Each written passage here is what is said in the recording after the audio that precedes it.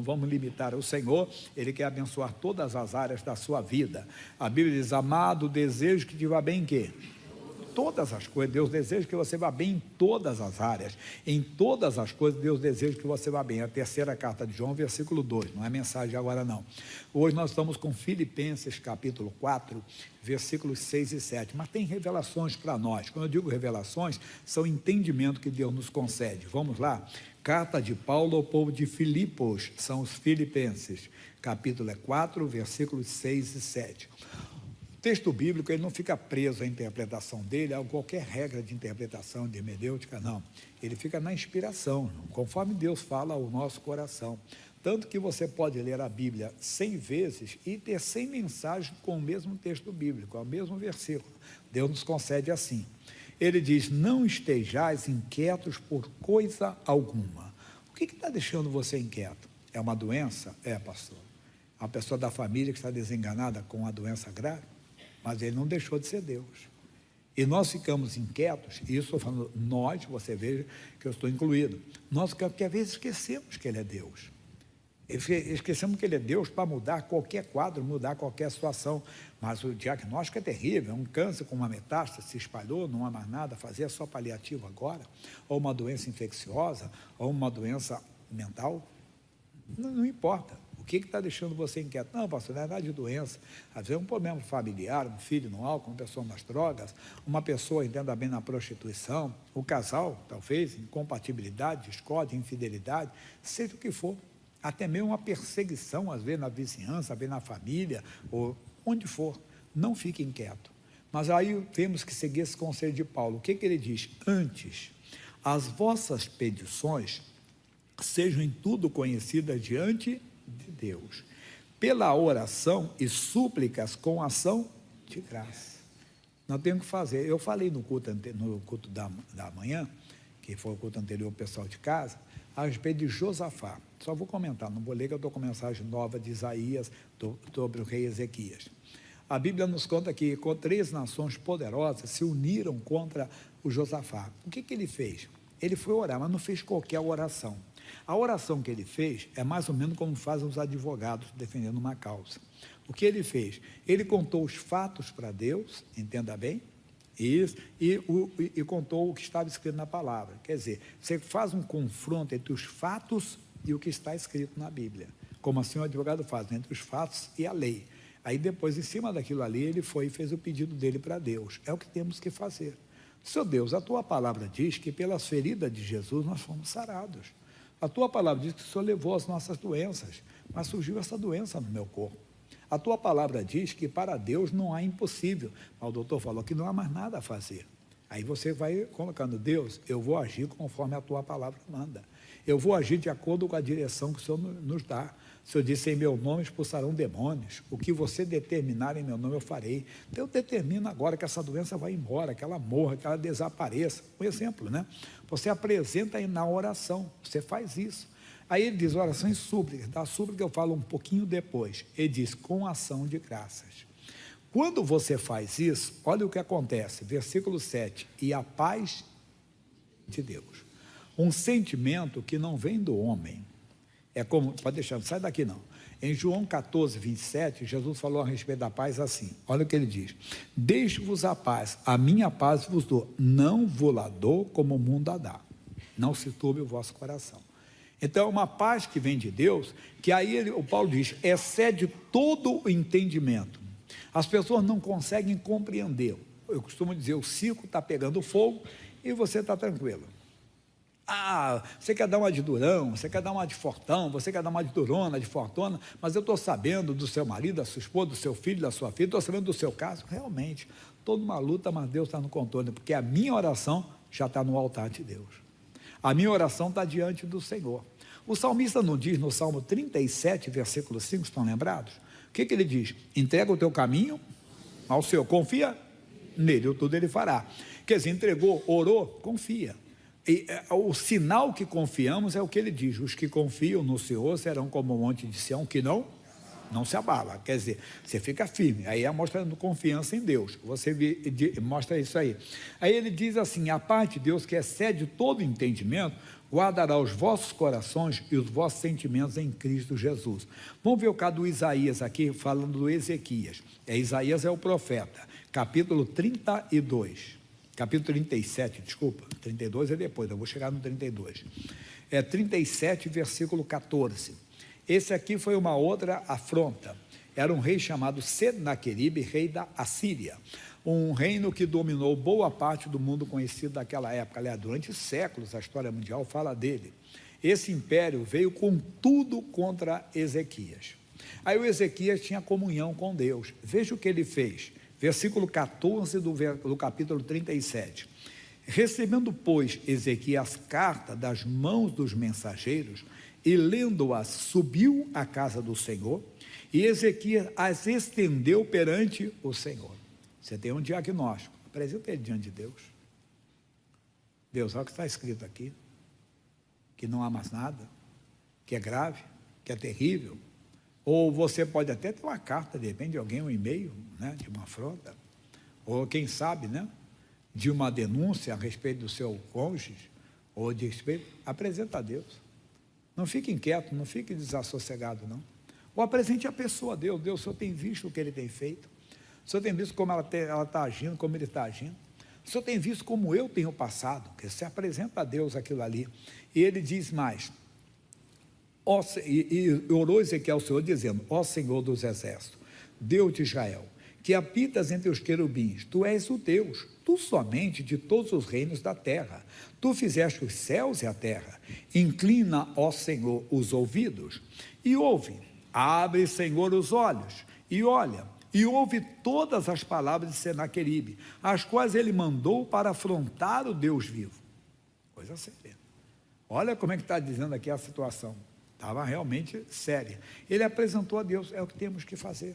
Não ficarmos inquietos, de maneira alguma temos que nos apresentar a Deus. Deus, olha para essa doença, olha para o meu filho, todos os dias está no álcool, todos os dias está nas drogas. O Senhor tem visto a rebeldia dele, a afronta dele para conosco, para com os pais, qual for a situação, mas a tua palavra diz, aí você faz. É o que ele vai falando agora para Deus. Aí ele diz: inclina seus ouvidos, verdade é, Senhor, que os reis da Síria assolaram todos os países e suas terras, e lançaram fogo os seus deuses, porque Deus não era, senão obra das mãos de homens, de madeira e pedra, por isso os destruiu. Agora, pois, ó Senhor nosso Deus, livra-nos das suas mãos, para que todos os reinos da terra conheçam que tu és o Senhor. Aí nós vamos, se você continuar lendo, parece que a situação piorou. Já viu alguém falar assim? Miséria pouca é bobagem? Logo depois disso, olha o que acontece no capítulo 38, esse que você conhece mais. Naqueles dias, Ezequias adoeceu de uma enfermidade mortal. Ele teve uma vitória, ali ele teve a vitória contra o rei da Síria, mas não tinha cessado ainda não. Se você ver, voltar um pouquinho, desculpa aqui, voltar para você aqui, no capítulo 37 ainda, você vai ver no versículo 36, saiu o anjo do Senhor e feriu no arraial dos assírios, quantos? 185 mil homens, basta para nós. Nós estudamos isso semana passada. 185 mil homens que foram destruídos. Mas depois dessa vitória, a guerra ainda não tinha cessado. Às vezes nós temos melhoras, não temos? A pessoa não está bebendo mais, não está usando drogas, ou, entenda bem, foi suspenso aquele tratamento penoso, veio. Eu lembro que eu passei numa situação que o médico falava a mesma coisa, é tratamento paliativo, mas depois mudou o tratamento, aí veio o tratamento mesmo. Eu, como pastor, acompanho vários casos assim. De repente o sábio vai voltando atrás, ele vai melhorando. E o Ezequias agora ficou doente. Mas nós vamos ver que esse perigo dos assírios não tinha terminado ainda. Continuando. E diz, veio a ele Isaías, filho de... Aí naquele dia Ezequias adoeceu de uma enfermidade mortal, no capítulo 38, e veio a ele Isaías, filho de Amós, o profeta, ele disse, assim diz o Senhor, põe em ordem a tua casa, porque morrerás e não viverás. Então virou Ezequias o rosto para a parede e orou ao Senhor, e disse, Senhor, lembra-te, peço-te que andei diante de ti em verdade, e com o coração perfeito, e fiz o que era reto aos teus olhos. Mas ele parou. E a Bíblia diz, e chorou Ezequias muitíssimo. Ele viu que a casa dele não estava em ordem. Então veio a palavra do Senhor a Isaías dizendo: vai e diz a Ezequias: assim diz o Senhor, o Deus de Davi teu pai, ouvi a tua oração e vi as tuas lágrimas, e eis que acrescentaria aos teus dias 15 anos. Atenção, nosso versículo, por isso que eu li o que li na outra semana. E livrar-te-ei das mãos do rei. Ué, mas já não tinha dado o livramento? Não, Senaqueribe tinha filhos, e a ameaça ainda continuava. Às vezes a ameaça continua, apesar da melhora, apesar de uma grande vitória, às vezes continua. Você tem que continuar na oração. Eu tenho falado, mesmo que a pessoa da família, que hoje é um dia dedicado à família, entenda que a pessoa tenha parado de beber, parado de usar drogas, ou esteja até frequentando a igreja, você tem que continuar, irmão, até que aquela pessoa esteja livre do fogo do inferno, irmão. Porque a maior bênção do evangelho é a salvação. Enquanto aquela pessoa da família não se converter, não tiver um encontro real com Cristo, não tiver uma vida própria com Cristo, o missionário R.R. Soares diz: se acompanha a pessoa até ela ter a vida própria com Deus, batizada com o Espírito Santo. Você nota isso pelo jeito dela. Você vê as redes sociais, ela sempre se expressa de Cristo. O jeito dela falar, entenda, ela tem prazer em se comunicar com as pessoas falando de Jesus, ela não omite Cristo, ela não omite o Senhor na vida dela, pelo contrário, ela tem prazer de falar que é de Jesus. E não só falar, mas você nota que a pessoa vive o Evangelho, a pessoa pratica uma coisinha corriqueira, que eu sempre falo aqui, na televisão, antes passava uma cena lá de uma reportagem sobre um criminoso. Bandido bom é bandido moço, infeliz, miserável, tem que morrer. Aí agora ele olha: Senhor Jesus, misericórdia, que essa vida te conheça. Opa, mudou. Está falando a linguagem do povo de Deus. Quer ver a pessoa estar na igreja, já viu alguém falar cara de crente, pinta de crente, mas não tem nada de crente, né? A vontade de Deus é que todo homem seja, até aquele criminoso. Deus quer que ele seja salvo. Nós, cristãos, não podemos desejar nunca a morte daquela pessoa, ainda que seja uma mulher que destruiu o seu casamento. Já contei várias vezes para você um testemunho de uma família. Só quem conhece Cristo pode fazer isso, consegue fazer. O marido saiu de casa para viver com outra pessoa, e ele era cristão, desviou do Evangelho. E a esposa ficava em casa orando, entenda bem. O filho, já rapazinho, passou na porta do trabalho da mulher, da amante do pai. E Deus falou com ela: ora por ela. Ele era praticando a palavra, entrou. Chegou lá, quando ela viu: você é o filho do doutor fulano de tal? Era um homem conhecido. Sim. E o que você veio fazer aqui? Eu vim dizer passar que Jesus ama a senhora. Eu posso fazer uma oração para ela? É claro, pode sim. Ele fez. Chegou em casa e contou a experiência para a mãe. Mãe, aconteceu isso, isso, isso. E amanhã, o filho, que bom que você fez isso. E mamãe também está orando por ela, por ele, para o seu pai se arrepender. Até que ele se arrependa. Ô mãe, Jesus falou comigo que só tem que ir comigo lá na casa dela. Aí disse: minha filha, é demais também. Mas vamos, mãe. E foi. A mãe foi junto com o filho. Chegou lá, orou, ela tomou uma surpresa, já conhecia, né, a rival, né? E fez oração por ela. Bem, para encurtar a conversa, o marido voltou para casa. Aí eles estavam todos conversando um dia, contando a experiência, que são todos cristãos, se arrependido, orou, e veio no coração do jovem assim: por que não vamos todos nós agora lá na casa dela? E foi o ex-amante, a esposa dele e os dois filhos, eram um rapaz e uma moça. Chegaram e ainda levaram um violão ainda. Ficaram cantando um louvor, como se fosse uma serenata, né? Cantando louvor. A mulher não aguentou, chorou, chegou, abraçou a esposa do ex-amante, e para encurtar mais, foi para a igreja e se converteu. Mas só quem conhece Cristo, entende? Aí você tem que ver se aquela pessoa que você está orando, que está na bebida, ou nas drogas, ou que estava doente, no leito de dor, ela sabe que foi um milagre a cura dela, que ela se levantou, se ela agora está livre do rei da Síria. O que é isso, pastor? Se ela está livre do domínio das trevas, irmão. Se ela realmente se converteu, se ela realmente teve um encontro. Nós temos que orar por esse encontro com Jesus, porque a vida passa rápido aqui, pessoal. Eu brinco com todo mundo que eu ia fazer 20 anos. Quando eu vim para ser pastor aqui em São Paulo, eu ia fazer 30, estava com 29. Esse ano eu faço 65. Passou. Tem carteira de idoso, estaciona em lugar privilegiado, né? O tempo passa. Tem um lugar aí também que só tem idoso, que é acima de 80. Né? Então, assim, eu vou chegar lá. que é algum lugar que tem duas categorias de idoso, tem dos 65, né, dos 60, acima de 60, e outros que é acima de 80. 80 é o super privilegiado. Mas nós chegamos lá. Mas também, se não for Jesus, for antes, não pode perder a vida eterna. Porque a eternidade não é 80 anos, nem 80 mil, nem 80 milhões, nem bilhões, nem trilhões, é a eternidade. E nós temos que lutar pela salvação da família. Quando nós estamos fazendo aqui o mando da salvação, é um ato de fé só, pegando uma palavra que o missionário disse. Quando você aceita Jesus, você tem a promessa: crê no Senhor Jesus Cristo, serás salvo tu e a tua casa. Aí ele diz, não falando do manto, ele não falou nada do manto, só a palavra dele.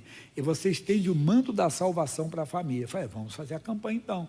Outros já fizeram de cura, eu faço pela salvação.